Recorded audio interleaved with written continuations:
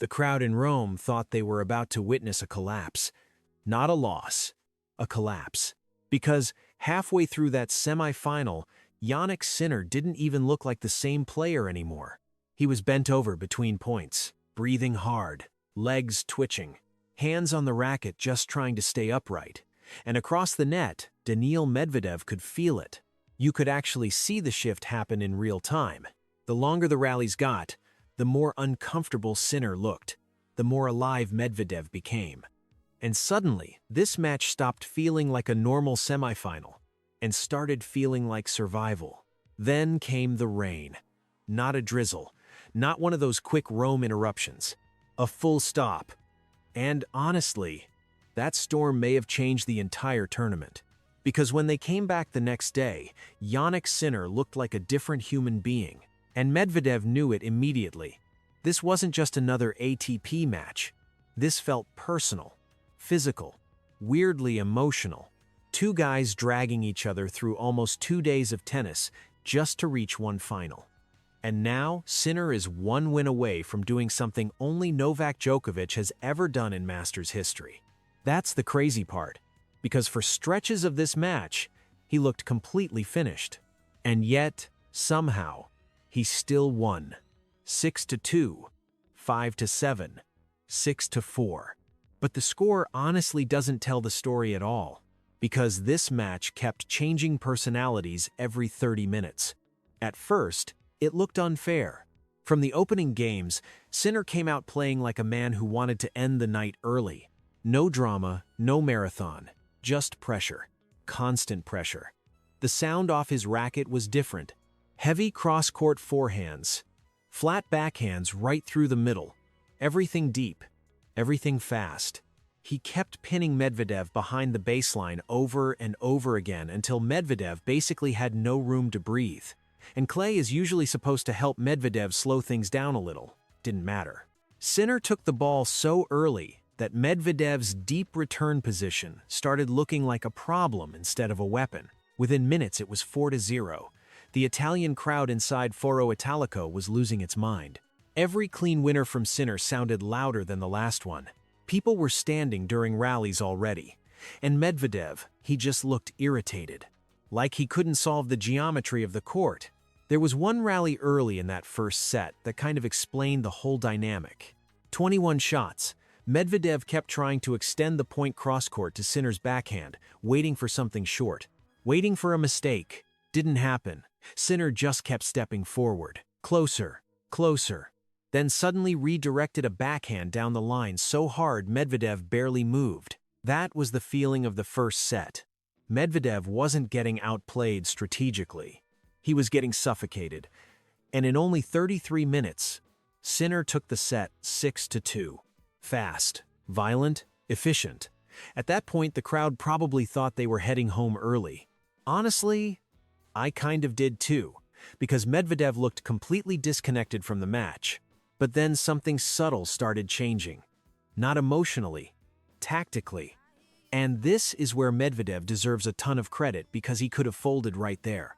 A lot of players would have. Instead, he adjusted almost immediately. He stopped camping 10 feet behind the baseline, started stepping in more on returns, added more pace on first serve, started making the rallies uglier and longer. Not prettier, longer. That was the key. Because Medvedev realized something before everybody else did. Sinner was already carrying fatigue into this match. You could see little flashes of it even during the first set, despite how dominant he looked. Tiny moments between points where he stayed bent over an extra second too long. Slower walks to the towel. Heavy breathing after rallies that normally wouldn't bother him. And Medvedev started targeting exactly that. He dragged Sinner side to side endlessly in the second set. No panic, no rushing, just attrition. By the time Medvedev went up 3-0 inches, the second, the energy inside the stadium had changed completely. The crowd got quieter. Not silent, just nervous. Because suddenly Sinner wasn't dictating every point anymore. He was reacting, defending, reaching. And Medvedev is dangerous when he senses physical weakness. Maybe one of the best in the world at it, actually. There's this cold patience to his game when he smells vulnerability. He doesn't need spectacular winners.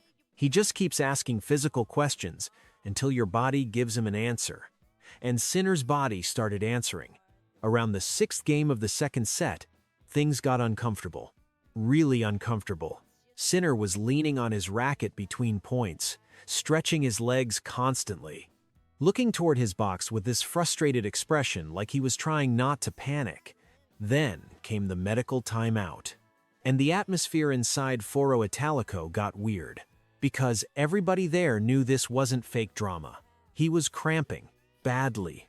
You could see him shaking out the legs, trying to reset, trying to breathe through it. And Medvedev, to his credit, stayed ruthless. No sympathy during points, no emotional drop. He kept extending rallies, kept making Sinner move, kept forcing him into uncomfortable exchanges. That second set turned into pure endurance. Not artistry, not highlight reel tennis. Endurance. There was one game at 5-5 that honestly felt like the emotional center of the whole match. Sinner was barely moving between serves. The crowd kept trying to lift him. Every point felt massive, and Medvedev just kept throwing one more ball back, then another, then another. You could feel Sinner trying to shorten rallies desperately, and Medvedev refused to let him. Eventually, Medvedev broke, then served out the set 7-5. And for the first time all night, Sinner looked genuinely vulnerable, not just physically, mentally too, because when elite players feel their bodies slipping away during a huge match, there's this horrible uncertainty that creeps in. You start wondering whether your legs will even respond 2 games later. And the scary thing for Sinner was, there was still an entire third set left. At that point, the momentum belonged completely to Medvedev. Completely. The match had flipped, and honestly, if you paused everything right there and asked most people who was going to win, I think a lot would have picked Medvedev. Not because he was playing incredible tennis, because Sinner looked exhausted. But then the third set started, and somehow Sinner found one last push. Not physically explosive, not dominant like the first set, just stubborn. That's the word. Stubborn tennis. Every game became a fight. Every hold looked painful, but Sinner kept hanging around long enough to create one opening, and Medvedev gave him exactly one. Third game, 2 straight double faults, out of nowhere. You could almost hear the crowd gasp after the second one because they knew how important that moment was. Sinner jumped on it immediately and got the break, 4-2. And now the entire stadium was trying to drag him to the finish line emotionally because physically, it still didn't look good. There were points where Sinner won rallies and didn't even celebrate. He just walked slowly to the baseline, trying to conserve energy. Meanwhile, Medvedev kept pressing, kept forcing deuce games, kept extending everything. Then came the rain delay. And honestly, this part almost feels cinematic now looking back at it. Because at 9:45 p.m. local time, with Medvedev holding advantage in the 7th game of the third set, the sky just opened up. Heavy rain, match suspended, players off court, and immediately everybody started asking the same question. Who did this help more? On paper, you could argue both ways. Momentum-wise, maybe Medvedev. Physically, definitely Sinner. Because another hour on court that night, I'm not sure his body survives it. Seriously, he looked cooked. And suddenly, he was being handed almost an entire day to recover. It felt massive. The commentators knew it. The crowd knew it. Medvedev definitely knew it. That rain delay may have saved Sinner's tournament. But there was still one problem. Recovery doesn't automatically guarantee composure. Coming back the next day after a suspended match is weird psychologically. Your adrenaline resets, your rhythm disappears, everything feels disconnected. And Medvedev has made careers miserable for players in those awkward stop-start situations before. So Saturday morning carried this strange tension around it. Nobody really knew which version of Sinner was walking back onto the court. Then warm-up started, and immediately you could see it. The movement was back, not perfect, but noticeably different. The heavy legs from Friday night were gone. The grimacing disappeared. He looked lighter, sharper. And Medvedev saw it too. You could tell from the body language almost instantly, because suddenly Sinner was stepping into returns again, pushing forward again, hitting through the court again. The window had closed. And from there, the final stretch of the match became less emotional and more surgical. That's probably the most impressive thing about Sinner right now, actually. When he smells the finish line, he simplifies everything. No unnecessary risks, no drama, just high-percentage aggression. He served unbelievably well in those final games. 75% first serve points won for the match, and in the biggest moments, the serve completely bailed him out, especially at 5-4. That final game felt tense even though Sinner technically had control, because Medvedev kept making him play one more ball, one more rally, one more decision. And there was this moment at 3-0, all where the entire stadium basically stopped breathing. Long rally, heavy forehands.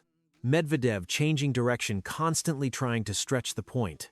Then Sinner ripped a backhand deep into the corner and followed it with a forehand that forced the error. Match point. The crowd exploded before the next serve even started. And when Medvedev's final ball landed out, Sinner didn't celebrate wildly right away. It was more relief than anything. Pure relief. Like his body had finally been allowed to unclench. Because this wasn't one of those easy, straight-set wins that disappear from memory 2 weeks later. This was ugly at times, physical, mentally exhausting, and honestly, that's part of why it mattered. Because Sinner keeps answering a different question every tournament now. Can he dominate? Yes. Can he survive bad physical moments? Apparently, yes. Can he win without playing perfect tennis for 3 straight sets? Again, yes. That's what separates this current version of Sinner from the younger version people used to talk about a couple years ago. Old Sinner sometimes looked brilliant but fragile physically during long tournaments. This version feels harder. Not emotionally loud, not theatrical, just harder. And that's scary for the rest of the tour, because Medvedev actually did a lot right in this match. He adjusted well tactically, extended points intelligently, forced physical discomfort, stayed mentally stable after that brutal first set. Against most players, that probably wins. Against Sinner right now, still not enough. And now Rome gets the final everybody there wanted. Jannik Sinner versus Casper Ruud, which honestly feels fascinating because the emotional weight now shifts completely onto Sinner. The Medvedev match was survival. The final becomes history.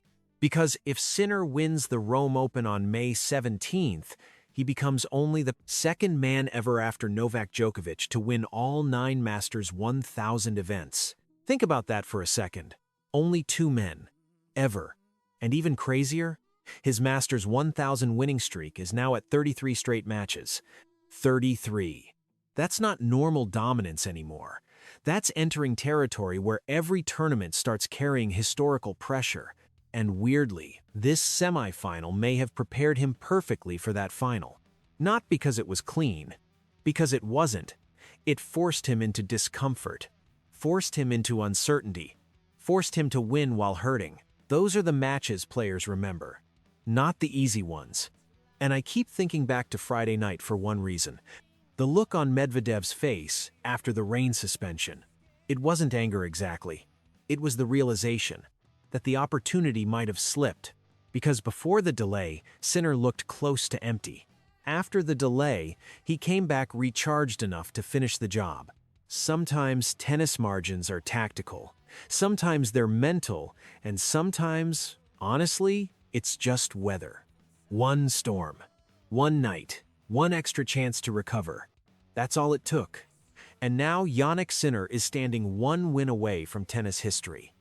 But after spending nearly 2 days fighting Medvedev in Rome, as long as he's still standing at the end,